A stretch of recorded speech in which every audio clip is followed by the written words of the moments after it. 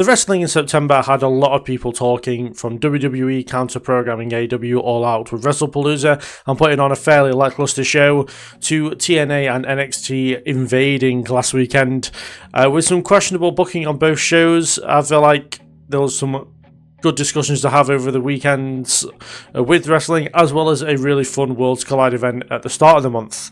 But today I want to talk about my top 10 wrestlers of the month of September. So let's get into number 10.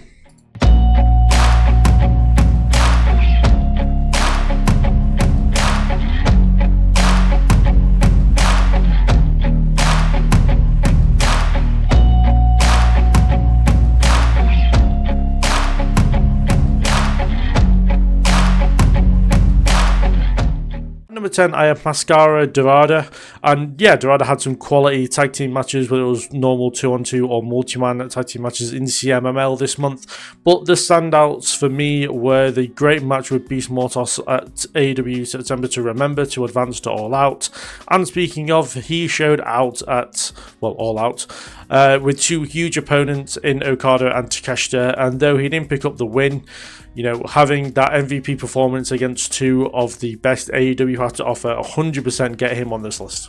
At number 9, I have Kalani Jordan, and before September 26th, Kalani hadn't actually wrestled a single match in the past month. Then at Victory Road, she entered a kind of mediocre battle royal, but became one of the last two in the ring, which meant she moved on to a championship opportunity. And by the end of the night, she was the new Knockouts World Champion. And yeah, just quite the turn of events for Kalani Jordan, going from really not doing anything to becoming a world champion. So yeah, that pretty much is what got her on the list, as well as the match with Lei Ying Lee was one of the better matches on the Victory Road card as well. So yeah, just quite the up and down month for Kalani Jordan. At number 8, I have Ricky Saints, and yeah, Ricky had a fairly quiet August. He didn't really do much of note. He got a pretty decent win over Josh Briggs, but that was about it. But after that, he went after the ruler Obafemi and picked up what I thought was the shock win, and to become the new NXT World Champion at No Mercy. With that, he had a decent 6-man tag teaming with Obafemi, Hank and Tank to defeat against Dark State, but I believe they lost, or I can't remember if they won or lost that much, I'll be honest with you. And he had some solid promo battles with Obafemi as well, but winning his first major championship in WWE and like having a pretty decent match against Obafemi. It wasn't my match of the night. We'll kind of get to what that was, or maybe actually my match of the night was Lola and JC Jane, but yeah, I can't really deny him a spot on this list after becoming the NXT champion and defeating what felt like the undefeatable in Obafemi. At number 7, I have Io Sky, and 2025 has been quite the year for the Genius of the Sky, and this continued with what I thought was a match of the year contender for Io against Stephanie Vaquer, who we'll get to at Wrestlepalooza.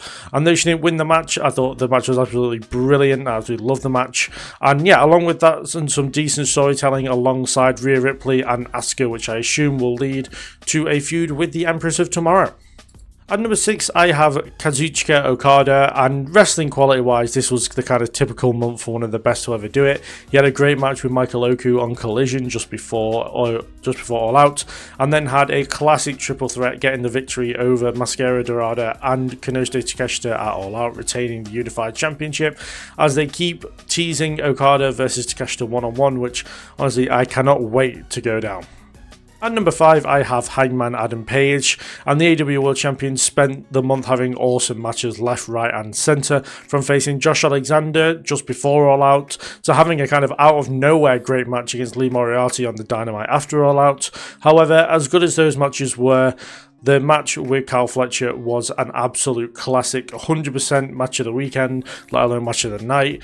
They both went out there and absolutely created magic. And yeah, another match of the year contender from Hangman Page this year, and another match of the year candidate just in the month of September. At number 4, I have Chris Statlander, and Statlander looked to be stuck in the multi-women's tag matches space on Collision and maybe a few on Dynamite at the start of the month, but Toni Storm put down the gauntlet for Statlander, Tekla and Jimmy Hayter to challenge her at All Out, and the former Alien took full advantage of this opportunity, taking the AEW Women's World Championship from the Timeless One.